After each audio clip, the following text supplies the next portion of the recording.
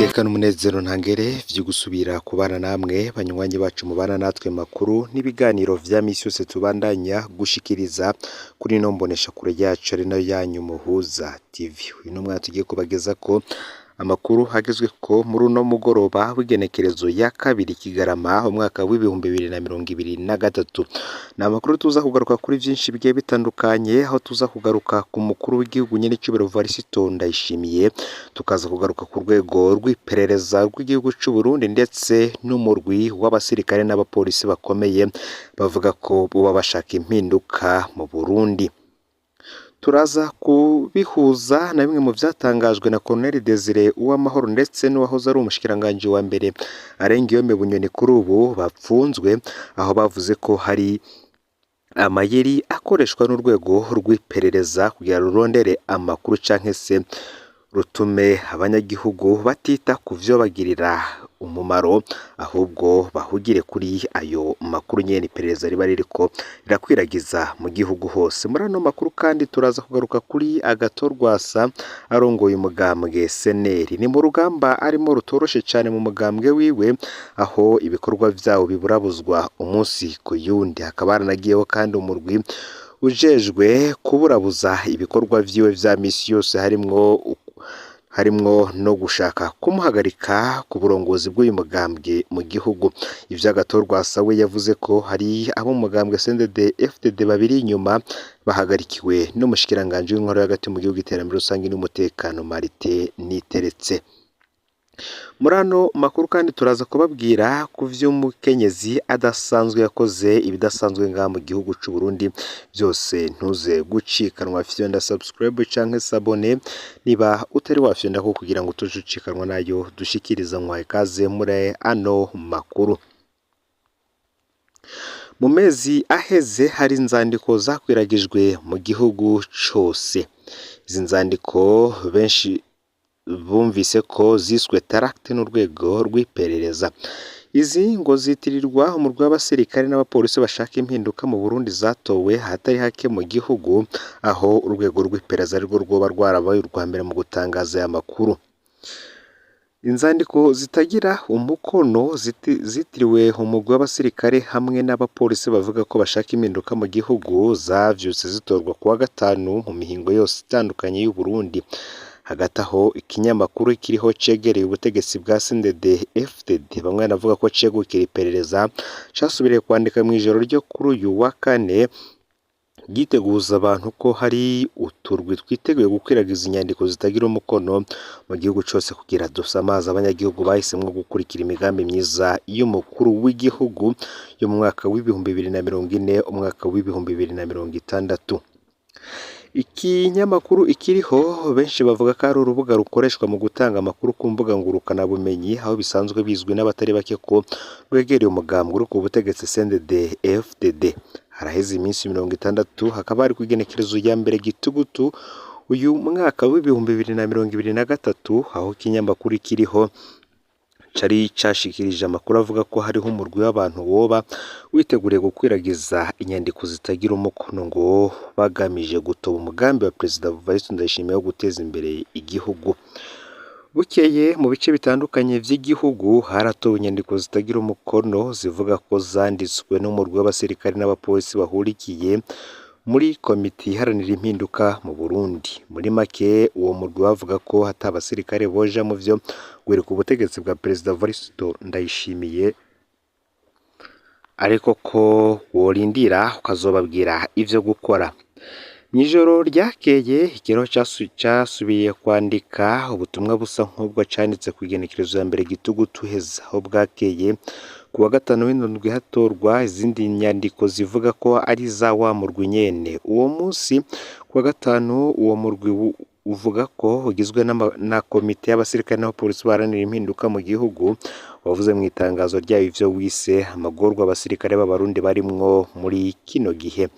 Washimikiye ku mafaranga yabo ngo udahabwa neza nko mu baja mu bihugu ca Somalia mu gikorwa cyo kugarukana amahoro. Uturusho tw'abasirikare b'abarundi hamwe n'imiryango yoba yabo bataronswa nk'uko bagirizwa hamwe n'amagorwa y'abasirikare b'u Burundi barimwo muri kino gihe mu gihugu ca Repubulika Iharanira Rusange ya Kongo mu ntara ya Kivu y'Uburaruko. Bamwe n'abandi baratangazwa cyane n'ukuntu ivyo ikinyamakuru kiriho kiba canditse ku mbuga ngurukana bumenyi biheza bikaba bukeye, ariko ntihaboneke igikorwa cakozwe n'igipolisi be n'urwego rw'iperereza kugira bateshe ivyo biba vyatangajwe canke ngo hakorwe amatohoza, ahubwo bikaba ukuri kwamye. Ari nako abatari bakamakenga ari menshi bakabona ko ubutegetsi hamwe n'ikiriho vyoba biri inyuma y'izo nyandiko zikwiragizwa mu gihugu. Ano makuru yacu reka tuyabandandize kuri RWASA, umushingamateka arongoye umugambwe SNL ku rwego rw'igihugu, amenyesha ko atawundi mugambi hafise wo gushinga uwundi mugambwe mu gihe hogera amatora yo mu mwaka w'ibihumbi 2025 SNL itaremererwa gusubira gukora. Umukuru w'umugambwe SNL amenyesha ko ata mugambi wo gushinga uwundi mugambwe afise igihe amatora y'umwaka w'ibihumbi 2025 y'abashinga amateka n'abakenguza amateka yogera, umugambwe SNL utoba uremererwa gusubira gukora. RWASA yabivugiye mu kiganiro cihariye yahaye ijwi rya Amerika mu gisata cayo co mu Kirundi no mu Kinyarwanda. Ariko habazwa uko azovyifatamwo be n'abanyamugambwe biwe mu gihe amatora yo mu mwaka w'ibihumbi 2025 yogira bataremererwa gusubira gukora, RWASA yagize ati ntawo tumwanya ngo ariko yumvira ibindi, iyo ntwaro yumve ko iriho kubw'abarundi, niyubahiriza amategeko, bamwe bakora ivyo bafitiye uburenganzira hisunzwe amategeko. Ntawo tumwanya ngo ariko aja gufuruguta ivyo afuruguta cane ko ingingo umushikiranganje yafashe niz'agahotoro niz'akarenganyo, nta n'ububasha yari afise bwo kuzifata. RWASA yasubiye kwemeza ko atarota yicarana n'akarwi k'abantu 10 bari mu biro vya politike vy'uyu mugambwe baherutse kwirukanwa, ndetse mu nyuma batangaza ko bamukuye mu burongozi bwa SNL. RWASA akaba yarasavye umushikiranganje Martin niteretse mu vyajejwe harimwo intwaro mu gihugu, iterambere rusange n'umutekano, we n'abandi banyamugambwe bagatuma k'ikoraniro kaminuza. Akamenyesha kandi ko iryo koraniro kaminuza ari ryo ryonyene rishobora gutorera umuti izi ndyane ziri muri uyu mugambwe CNDD-FDD. Mu yandi makuru nari nababwiye ivy'umukenyezi tuza kugaruka ko, uyu akaba yitwa Jeanne GAPIYA. Uyu yaragize uruhara rukomeye cyane mu rugamba rwo kurwanya sida. Ejo haheze kw'igenekerezo ya mbere Kigarama wari umunsi mpuzamakungu wahariwe kurwanya ikiza ca sida. Mu gihe ca none sida ntivugwa nk'uko vyari bimeze benshi bakiri bato mu myaka yo hambere mu 1990. Urwaruka rw'uno munsi ntirubwirwa kwirinda sida nk'uko vyavugwa mu gihe c'iyo myaka, ariko ibaruro vyerekana ko 60% y'abandura sida mu Burundi muri kino gihe ari abakiri bato. Kuri uno mugoroba turipfuza gusangiza abakiri bato inkuru y'iyi ntwari Burundi bwibarutse, umupfasoni Jeanne GAPIYA yabaye imboneza mu rugamba rwo kurwanya sida mu Burundi. Jeanne GAPIYA yamenyekaniye mu mwaka w'1994. Ico gihe yari mw'isengero kuri Cathedrale Regina Mundi. GAPIYA yari amaze umwaka yipimishije, ari naho yamenya ko agwaye sida. Yari yashinze urugo rwiwe mu mwaka w'1987, nibwo mu mwaka w'1988 umuganga yamubwira ko akana kiwe k'imfura kakunda kugwaragurika ko gafise sida. Uyu mwana yapfuye afise umwaka n'inusu. Mu mwaka w'1989 umugabo wa Jeanne GAPIYA nawe nyene yaritavye Imana ahitanywe na sida. Iyi ngwara yari imaze kumutwara uwundi mwigeme bavukana be na musaza w'umwe Rudende. GAPIYA yari afise agenda kenshi kubera iyi ngwara.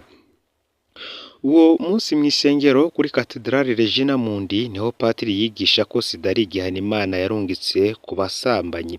Aya majambo yarababaje cyane Jeanne GAPIYA, yibuka ikibondo yabuze ku mwaka n'inusu, yumva agahinda ko kubona umugwayi wa sida atagira uwumutahura kugeza no mu ngoro y'Imana. Jeanne GAPIYA yarahagurutse mw'isengero, abakristo bose barumirwa.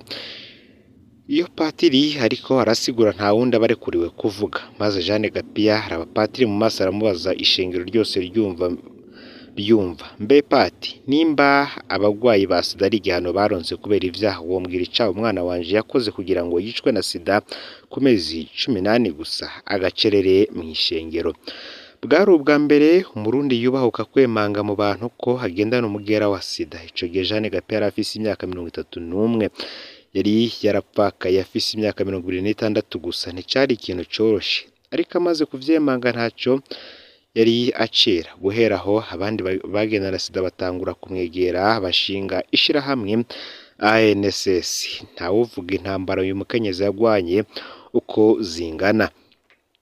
Kubwiwe abagwayi ba sida barabaye abagwayi nk'abandi. Kubwiwe sida yaramenyekanye icari co mu Burundi. Benshi bakiri mu mashuri yisumbuye yarabagendera basigurira. Kubwiwe abagwayi benshi baronse imiti yo gupfufahaza, ni benshi baronse izindi mfashanyo zo kubaho. Kubwiwe kandi impfuvyi nyinshi cane za sida zararonse ubufasha. Kubwiwe leta yarafashe mu minwe ikibazo ca sida kiraba ikibazo c'igihugu. Jeanne GAPIYA ni umukenyezi w'imyaka 60 yuzuye ubuzima n'ivyizigiro. Mu mwaka w'1999 yarasubiriye arubaka urugo. Ubu akaba ari umuvyeyi w'abana babiri. Umushingantahe wiwe Salvatore Niyonzima aserukiye ishirahamwe mpuzamakungu ONU muri Benin, yaranakoze mu bindi bihugu. Ikimenyamenya ko kugendana sida bitabuza kurangura amabanga ahambaye. Jeanne GAPIYA ni itunga rikomeye ry'u Burundi. Mu gihe isi yibuka kino kiza, twibuka urugamba rwa Jeanne GAPIYA mu kwibutsa urwaruka ko sida iriho kandi yica, mu kwibuka kandi gushigikira abagendana be n'abagwayi ba sida. Ntitugacire imanza abagendana umugera wa sida, ntitubakumire kuko n'abantu nk'abandi bashoboye ivyo twese dushoboye, nk'uko Jeanne GAPIYA avyerekana buri munsi. Aya rero niyo makuru yaragezwe ko muri kano kanya. Ufyonde subscribe canke sabone niba utari wafyonda ko kugira ngo tuje ucikanwa nayo dushikiriza. Sangiza no makuru bagenza aho bari hose kugira ngo batuje bacikanwa nayo biriko biravugwa bigezwe ko ngaha mu gihugu c'u Burundi, hanze imbeze igihugu c'u Burundi ndetse no makungu ya kure. No Muhoza TV muhezagirwe.